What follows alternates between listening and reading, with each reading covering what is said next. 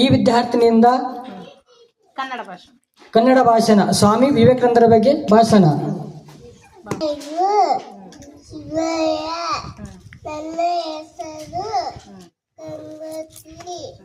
ಎಲ್ಲರಿಗೂ ಪ್ರಥಮವಾಗಿ ರಾಷ್ಟ್ರೀಯ ದಿನದ ಶುಭಾಶಯಗಳು. ವೆಂಕಣ್ಣರು ಜನವರಿ 12, 1860 ಕೋಲ್ಕತ್ತಾದಲ್ಲಿ ಜನಿಸಿದರು. ಅವರು ತಂದೆ ವಿಶ್ವನಾಥ, ತಾಯಿ ಚಿನ್ನಿಶ್ರೀದೇವಿ.